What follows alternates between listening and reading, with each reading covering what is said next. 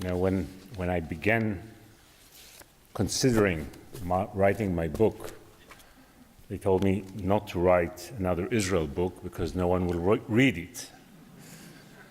But when they told me that I have an event on November 4th in Newton, I said, obviously no one will come. So the fact that all of you are here, as the results from Kentucky are in, but the results from Massachusetts are not yet in, is quite astounding. And I'm deeply grateful for each and every one of you for being here.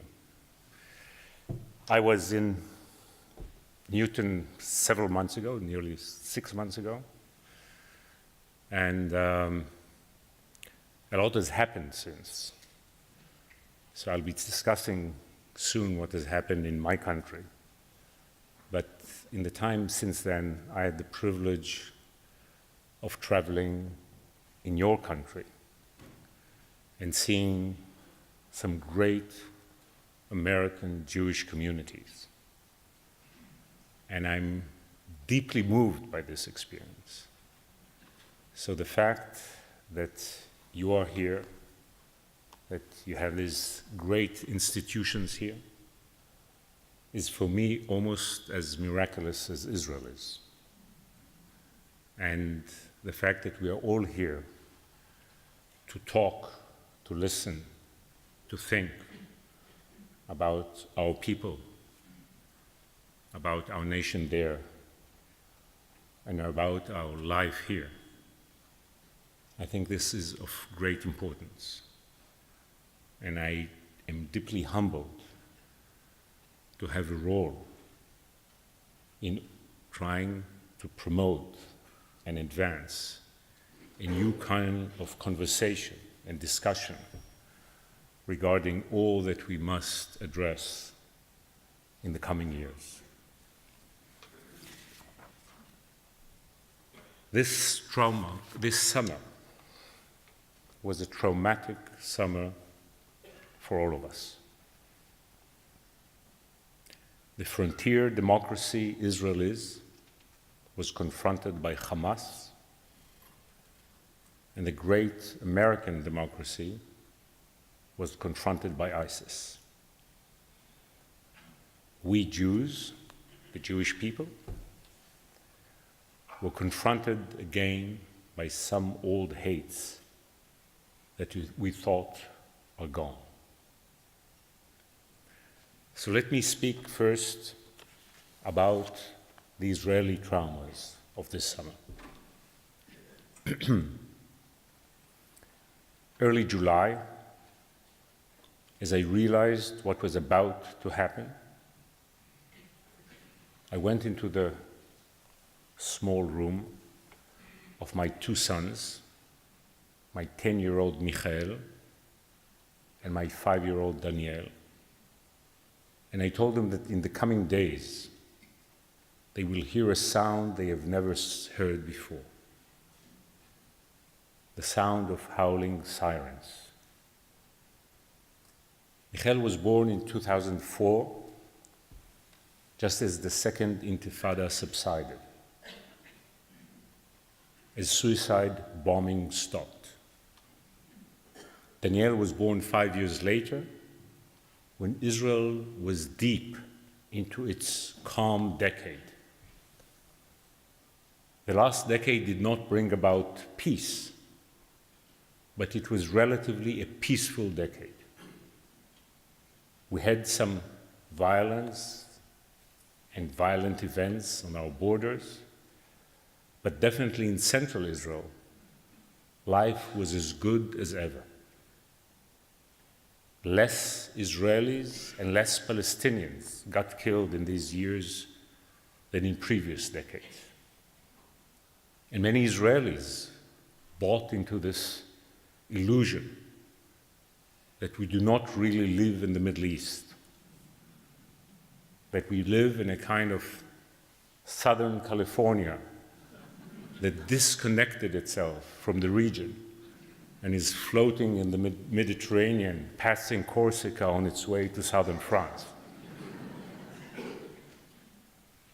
So Michael and Daniel grew up as American boys and girls grow up. They basically wear the same clothes, they hear the same music, they disappear in the same iPads. In our nice home, in our suburban neighborhood, they live a sheltered life that resembles the life of privileged children in any other democracy, including yours. But I realized that this is going to change. So I tried to warn them, to prepare them, so they will not be in shock. But they are young, and when the sounds of sirens did appear, it's a terrifying sound. And we walked down the stairs to the basement of our home, to the sheltered room. Michael asked if a missile might hit our house and destroy it. And Danielle asked if Iron Dome might be broken. So as I looked at them, my beloved boys, going through the experience they were going through, I thought of some similar experiences I had in previous years. In 1967, I was 9 years old. Israel was not yet occupying the West Bank and Gaza. There were no settlements and no checkpoints. And yet, the Arab nations closed in on us. They seemed to be mighty at that time. And as the Arab armies were all around us, surrounding us, there was deep fear in Israel. So we turned to the world to save us. But our greatest ally, France, betrayed us at the moment of truth. And the UN that was supposed to defend us vanished. And even the great friend that we had in the White House could not help us. So there was growing deep fear in that Israel that I remember so clearly. 22 years after Auschwitz, there was a real fear that a new Auschwitz kind of event might occur. Mass graves were dug, and there was a kind of silent sense of panic. So when the sirens howled on the morning of June 5th, 1967, I was in elementary school, and I remember us rushing into the orange groves surrounding the school, expecting the worst. As we know, that war ended with a surprising, spectacular Israeli victory. But 6 years later, the sirens howled again. And this time it was exactly the opposite. This time it was a self-confident, arrogant Israel that was surprised, that was taken by surprise by Egypt and Syria. And the F-4 bombers that flew over our rooftops on the way to the Suez Canal, many of them did not return. If it weren't for the great assistance we got from America, that by that time became our real ally, who knows how that war would have ended. 18 years later, sirens again. 1991, Saddam Hussein sent his Scud missiles to attack us. There is concern that some of them may carry chemical warheads.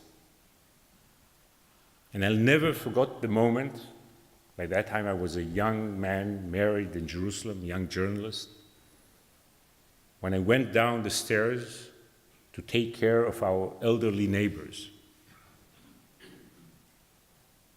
They were Holocaust survivors who immigrated to Miami and then decided to make Aliyah. So as I put the gas masks on their faces while they were shivering, I thought about the fate of our people. How is it that these people that went through the worst, that literally came from hell, have to experience such fear again? But now it was the summer of 2014. The skies were blue, hedonistic Tel Aviv, all the good life that we have in Israel. And yet, my boys were going through the transformation in front of my eyes. They were joining this sad Israeli ritual of confronting something that children in other democracies do not have to confront. What was this all about? What has happened this summer? This was Israel's fourth asymmetric warfare. Some years ago, as our enemies realized that they cannot defeat us in the battlefield, they developed a new concept of warfare. They realized that Israel's soft point, soft spot, was its civilian population.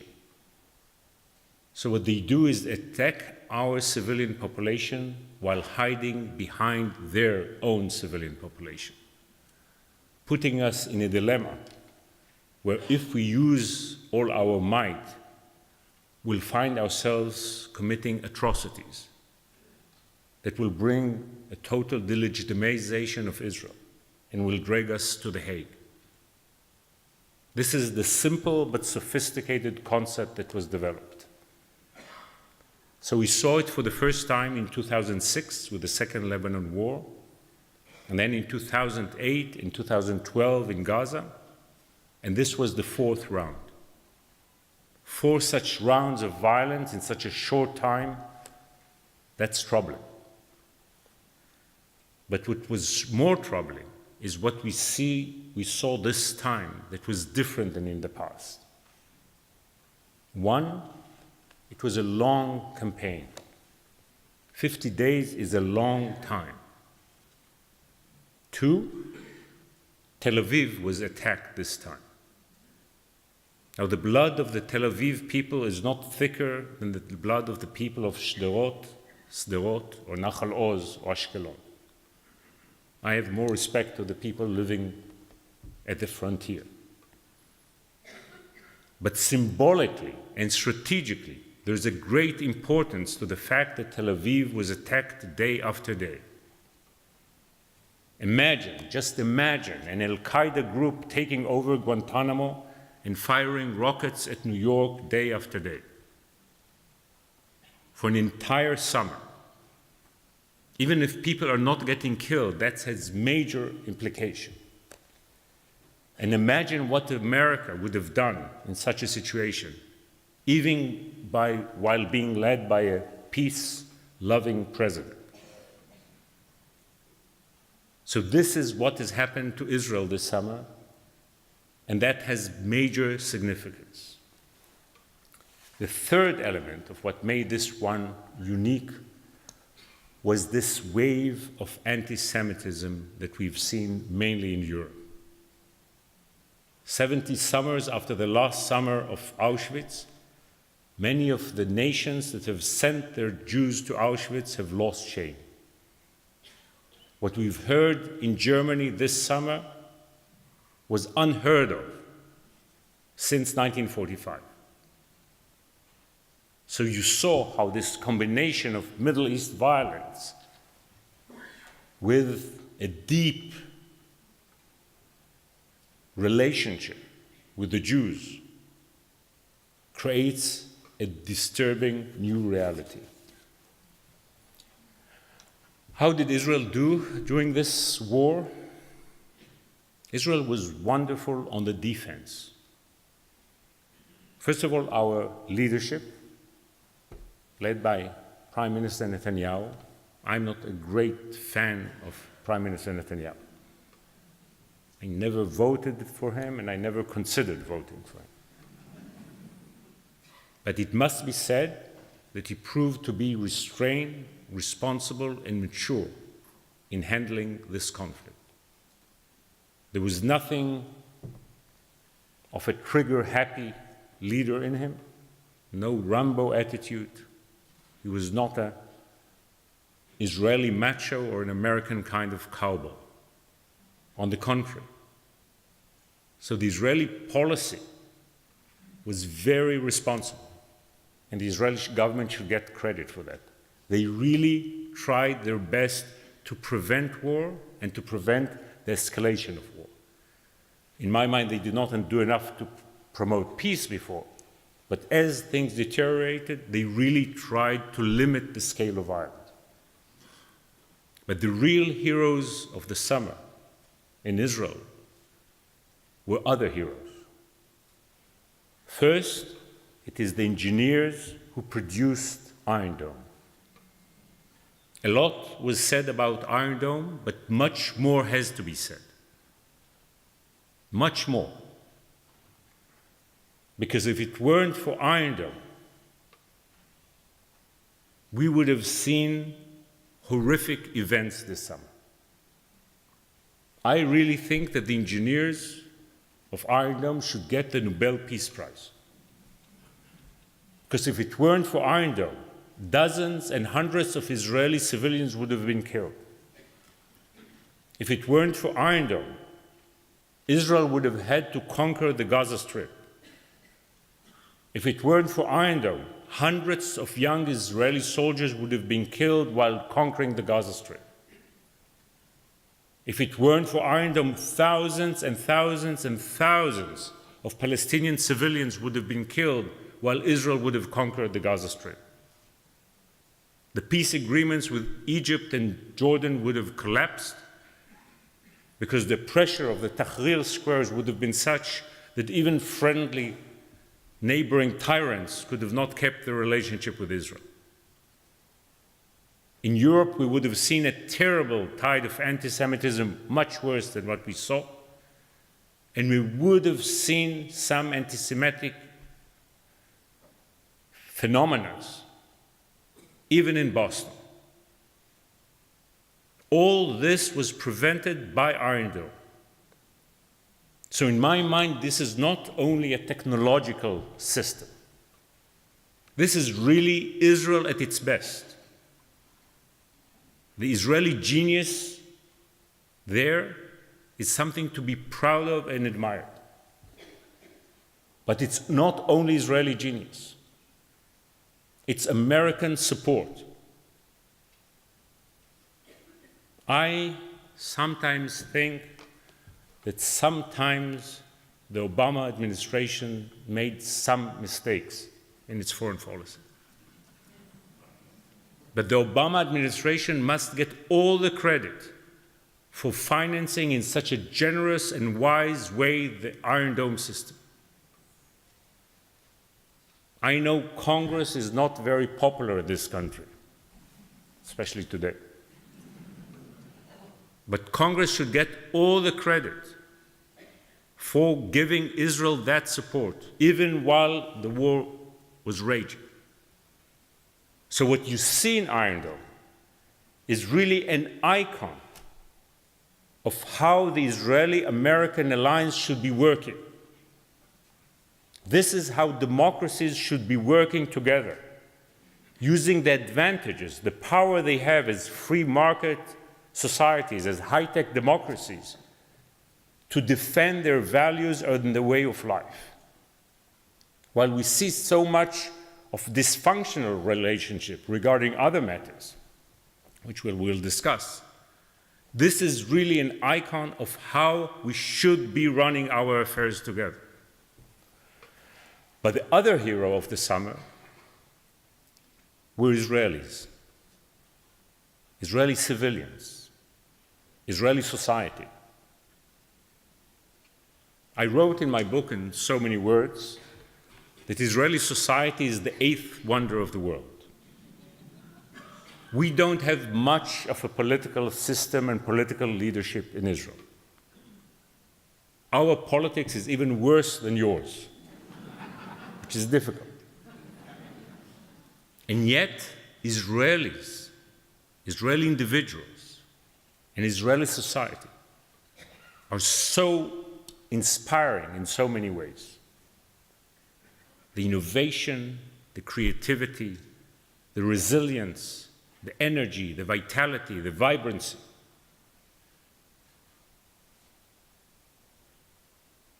During the summer, this was all tested. And we did see some ugly, disturbing phenomena in Israel, which we have to address. The burning of the Palestinian boy is something that any Jew should take responsibility for and think seriously about. And we saw some other disturbing phenomena in Israel. And yet, by and large, Israeli society proved so united and resilient in a kind of quiet, impressive way. And that is reason for some hope and some pride.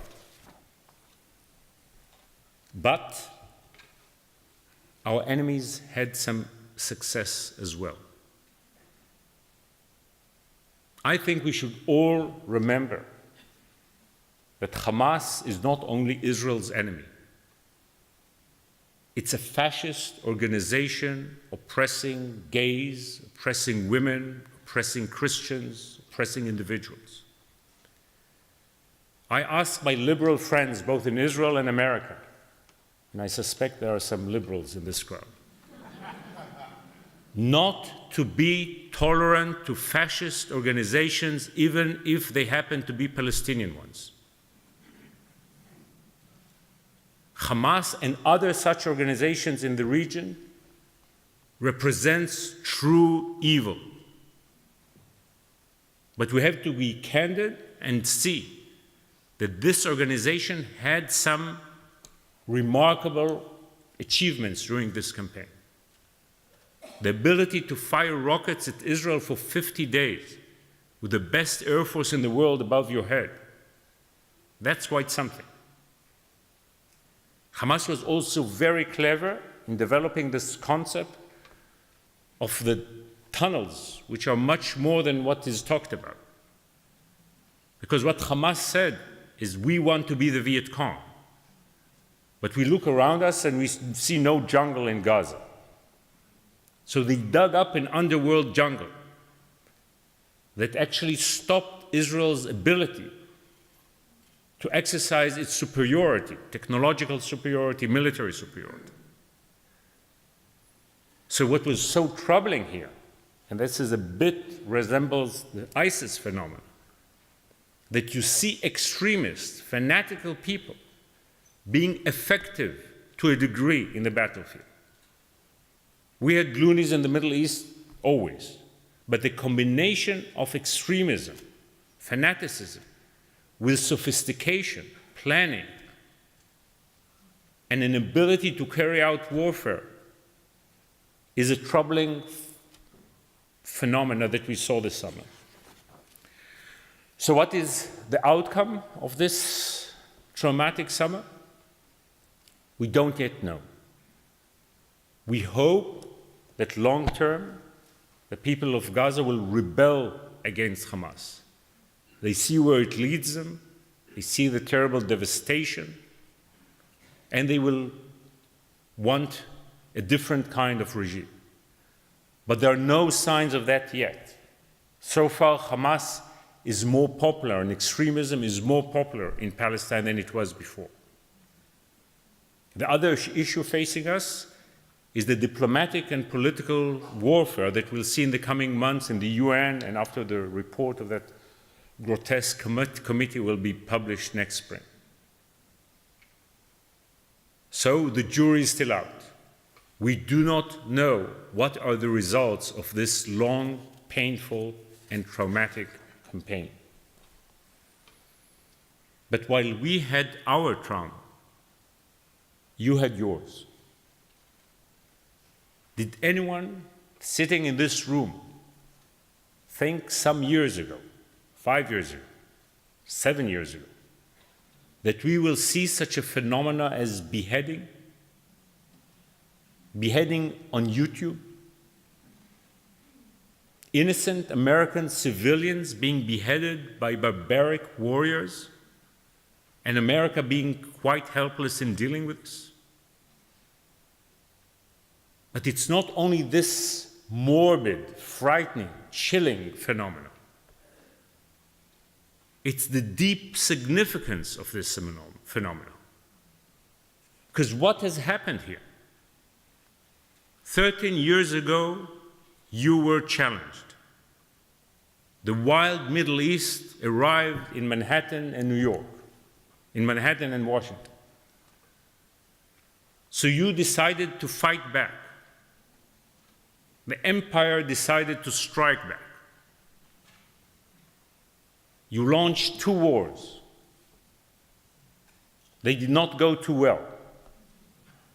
So you began believing that you can stop the wars, go back home, and forget about it. A kind of fatigue developed in this country, semi-isolationism. But what do we see now? You went as far as Afghanistan to fight Al-Qaeda, just to find today Al-Qaeda at Israel's doorstep. You tried to bring Jeffersonian democracy to Iraq, just to have ISIS in Iraq. Something went wrong. I'm not into the blame game, and as I'm not American, it's not for me to judge your different administrations, politicians, presidents. But when you look at this period of time, the billions, trillions of dollars that were spent, the lives lost, the energy, and what is the outcome?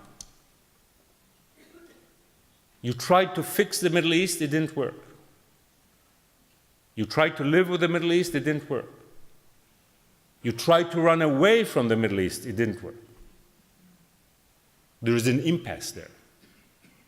There's a great, deep challenge. The third trauma is the Jewish one, and I won't elaborate much as we know this story. We now see that there is so much hate for us in the Middle East, but at the same time, there is this more subtle hate for many, by many, not by all, God forbid, for us and definitely for our state in Europe. And this emphasizes only one thing, that what we do have is America. Jewish existence in the 21st century still totally depends on America, on what America gives you and what America gives us. So the need to have a deep, intimate alliance between the Jewish state and the Jewish people in America is only intensified by what we see now. Because the implication of the summer is that the bubbles we all lived in have bursted. The Israeli illusions, the American illusions, they are gone. And in many ways, what we see now is that the sirens have not stopped howling. It's different. Thank God, no rockets falling now.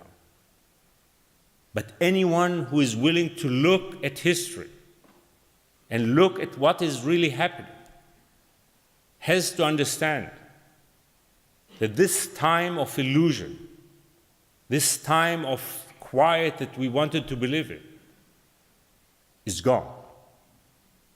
And we are challenged. Israel is challenged. America is challenged. Jews are challenged. What are the challenges facing Israel as we raise our eyes after this summer?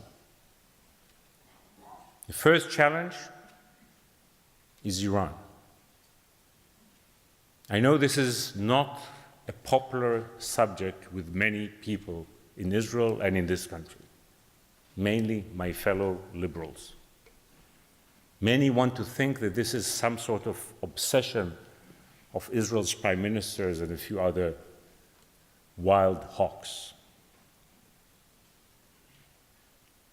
I disagree. If there's something that really makes me angry about the Israeli policy on this issue, is that we created the false image that this is an Israel issue, that specifically this is a Benjamin Netanyahu issue. It is not. Iran, and nuclear Iran, is a challenge to our civilization. If Iran will go nuclear, the Middle East will go nuclear. The world order will will change. Once Saudi Arabia, some of the Gulf states, later on Egypt, Algeria, Turkey, will go nuclear, and Israel will have to change its very responsible nuclear policy. We will have in the Middle East a multipolar nuclear system, something never tried before. And this is in the world's wildest region. Look at all the chaos around and try to inject nuclear capabilities into it. What do you get? You get a strategic hell, even if Iran does not use its weapons against Tel Aviv. And I don't think they will. The greatest success of the international community in the last 70 years was controlling the nuclear genie. Many people who worked only a few miles north of here, or east of it, were so criticized in the 60s, the 50s for being strangelovers. But actually what they managed to do is to give the world stability in a time when this genie was out.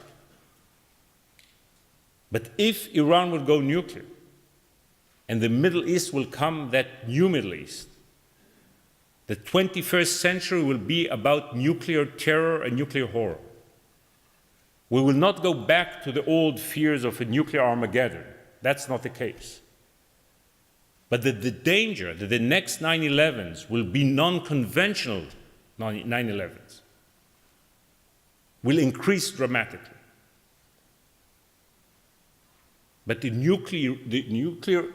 Iranian nuclear program is not only a challenge to our civilization, it's where our civilization has failed. Because again, we all made mistakes. America's energy went into Iraq and Afghanistan rather than to deal with this issue. Israel made its mistakes too. It was so easy to deal with Iran without military action in 2003 and 5 and 7 and 9.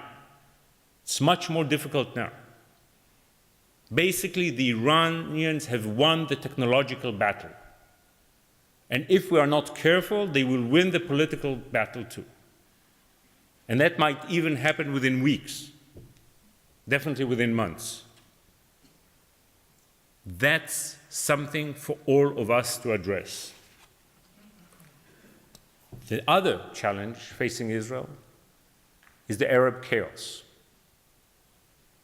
Some Israelis find this new circumstances convenient because so many of our old enemies are either gone or weaker. There's no Syrian army to invade Israel, to take the Golan Heights. But I am, first of all, so troubled by the human catastrophe surrounding my country. I'm saying it not only as an Israeli, but as a citizen of the Middle East who cares about his neighbors. We were all so naive. Only 3.5 years ago, we really believed the Google kids will rule Egypt. Some of my distinguished colleagues compared the Arab Spring to the American Revolution, the French Revolution. The ones who were very humble compared it to the fall of the Berlin Wall. That's not the case. My heart goes out to my Arab neighbors. This morning in Yale, I had a conversation with some young Arab youngsters. And you wonder, what are the political options they have?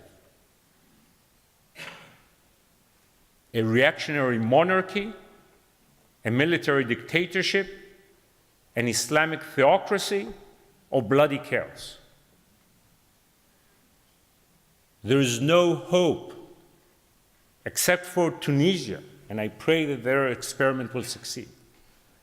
The region is engulfed by despair. There's a kind of political Ebola going around. And Israel, with its democratic values, with all its problems, is like a small island in this stormy ocean. The third challenge facing Israel is the one that people talk about most, and rightly so, the Palestinian issue. As you might have heard, I'm a two-state solution person. Throughout my life, my adult life, I opposed occupation, and I always thought settlements are a horrible idea. The first printed text, the first words of mine that went into print were a Peace Now leaflet written in the 1980s, warning how disastrous settlements would be. At that time we said, and I wrote it in that leaflet, that if there will be 100,000 settlers in the West Bank, Israel's future will be in doubt. We have nearly 400,000 settlers there. So I'm strongly against occupation, against settlement, and I'm willing to pay any reasonable price for peace. But I also look at reality as it is. And it is my duty, my moral duty, and intellectual duty, to look at what has happened.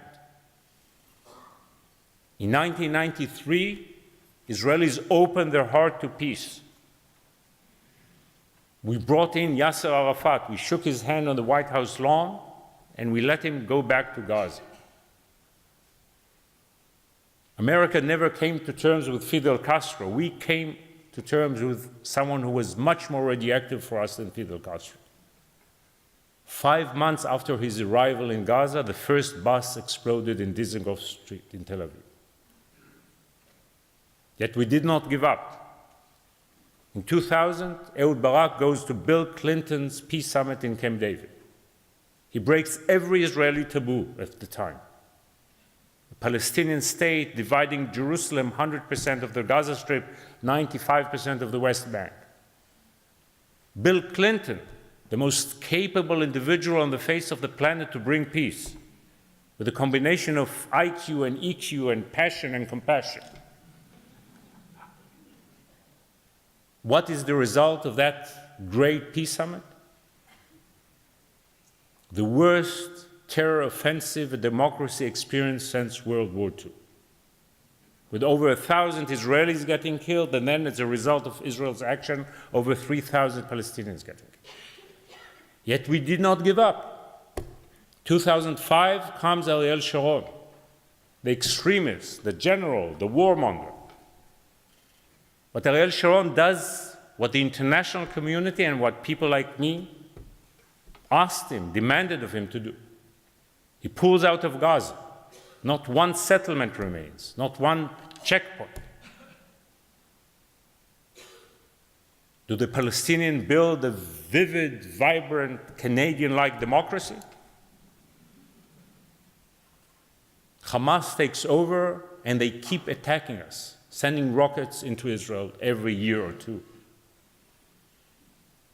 So we are in a catch. On the one hand, occupation is the silent killer that is killing us. It's killing us demographically, it's killing us morally, and it's killing us politically. And we have to stop it. We have to change the status quo. We have to stop building these settlements that do us no good and do us so much harm. But on the other hand, all the old ways of promoting peace have failed. They did not bring about peace, but turmoil and violence and despair. The fourth challenge facing Israel, and I will spare you the internal challenges facing us. If you'll invite me next year, I'll come and be happy to discuss them. They are fascinating ones. But the external ones, the fourth challenge is our relationship with the West. Those of you who've read my book realize what an admirer I am of the Zionist project, of the deep insight and wisdom and courage and imagination of our founding fathers and mothers. There were two basic principles that made Zionism succeed. One, we always made sure we'll have an alliance with a great Western power. First it was Britain, then it was France, then it's this great alliance with America. But the second principle was as important. We always made sure we'll capture the moral high ground. We survived the violence, terrible violence of the late 1930s because in 1937 we accepted the partition plan. That was impossible in many ways. We won in 1948 because in 1947 we accepted the UN resolution to divide the land. We won the Second Intifada because of that Camp David Peace Summit and our willingness to reach out and turn every stone in order to reach peace. The old wisdom of Zionism was based on the understanding that we are not a great empire. We are a small, lonely people that morality is part of its DNA. We are not China, we cannot do Tibet. We are not Russia, we cannot do the Ukraine. Both for ourselves and for others, we always have to capture the moral high ground. We cannot only be about brute force, political force, or military force. We need to be just, and we need to have a universal message. Without that, we lose our soul and we weaken our security. Actually, our national security, not only our morality, depends on that. Sadly, in the last decades, there was erosion regarding these two principles. Too many Israelis in power have forgot how important they are. And we've seen the emergence of Tea Party phenomena in Israel that lost that fundamental understanding that is so crucial to our identity and to our strategic standing. So am I a pessimist with all these challenges and what might seem like gloom and doom? I'm not. I'm a great believer in Israel. I'm a great believer in Israelis.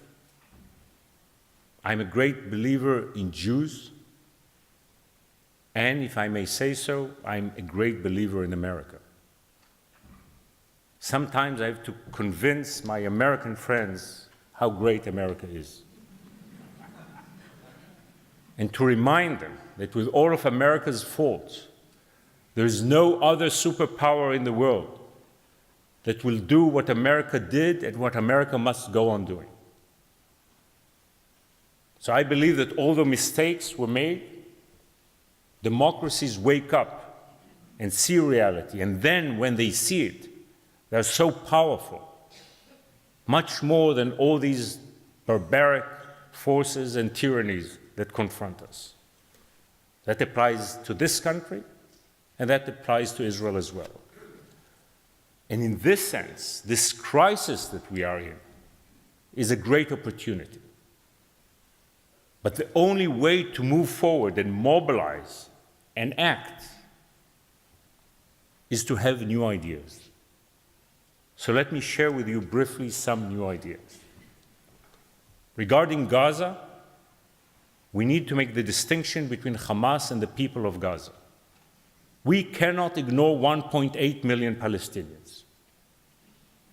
We cannot cage them.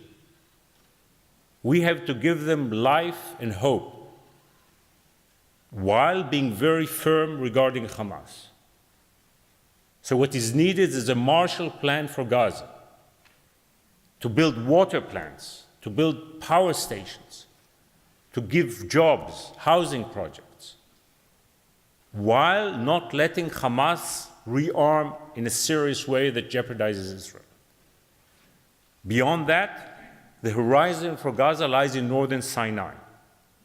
If we'll be smart in the relationship with Egypt, we have to find a way to convince the Egyptians to give the people of Gaza some space, at least economic space, if not real sovereignty, in northern Sinai. So they will have breathing space. Because within that very small strip of land, there's no hope for them. ISIS, this is something for you, not for me. But let me give you the advice, the friendly advice of a person coming from the Middle East.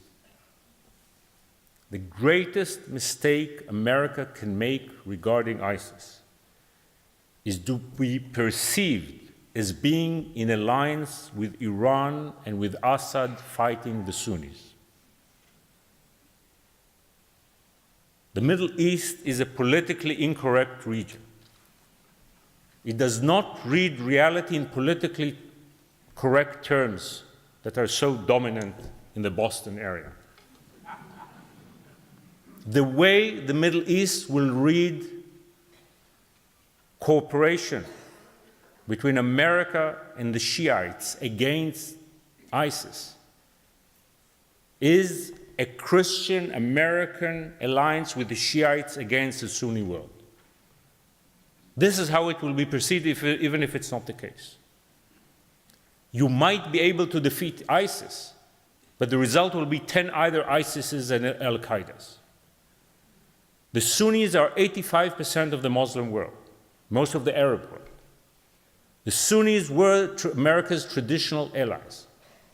If they will feel betrayed, if they will feel that America is becoming Iran's air force,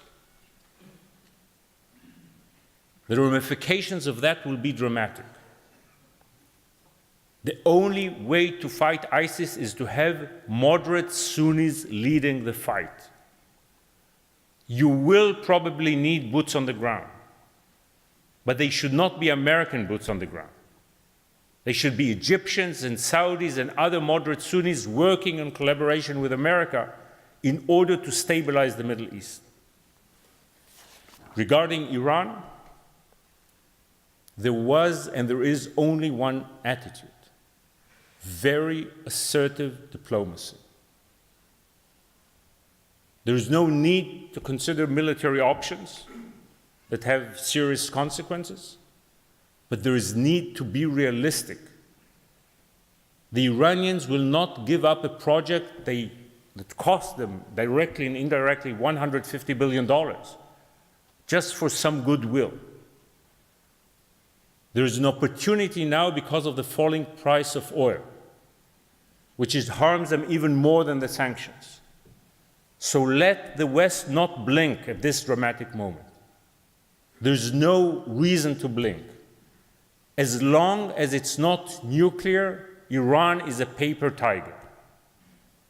But the moment the paper tiger will have nuclear teeth, that will be different.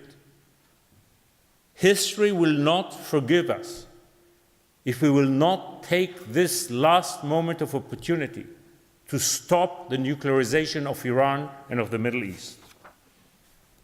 Regarding the Arab chaos and the Palestinian issue, I think what is needed is a new peace concept. We should live behind the peace orthodoxy on the one hand, and on the other hand, we should not accept the status quo and right-wing Israeli policies. Never in history was a theory about reality tested almost in a scientific way, like the final status agreement strategy that kept promising us peace by next spring and kept creating more settlements by next November. It's time to learn from all these failures. In my mind, the new approach should be based on the attempt to bring about a peace that is real but not formal, that is gradual, not immediate. If Israel will freeze settlement activity beyond the blocks immediately, if Israel will then consider retreating from small parts of the West Bank in a cautious, gradual way, but unlike what happened in Gaza, it will work on understandings with the moderate Palestinians who are there, the Salam Fayyad kind of Palestinians, who want a life, who want a future. If any spot that we retreat from will be a Palestinian city, like Rawabi will be built, if the Saudis and the Gulf countries will finance this new nation-state building in Palestine, if the Egyptians and Jordanians will give it a political context, then you have a reasonable process that does not promise perfect peace now or tomorrow, but creates a really new reality that is developed and designed gradually, but brings some stability and some hope to the region. But new peace is not enough. We also need new Zionism. We need to revitalize our people in a new way. We need an approach that combines morality with realism, that combines peoplehood with universal values. Tikkun Israel v'tikkun olam.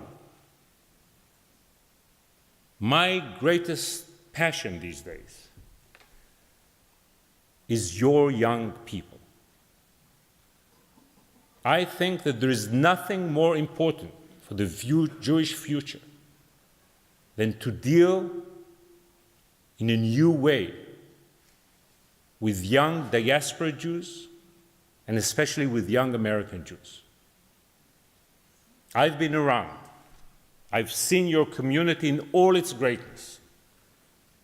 I think what you have achieved here is incredible. It should be an example for any other minority in this country or elsewhere. But I also see the challenge that some people do not want to see. There is a terrible generation divide in your community. People 70 and beyond have the Holocaust as their context, and they are religiously committed to Israel and to Jewish life. People over 50 have some memories from their old Jewish neighborhoods, and they remember pre-67 Israel.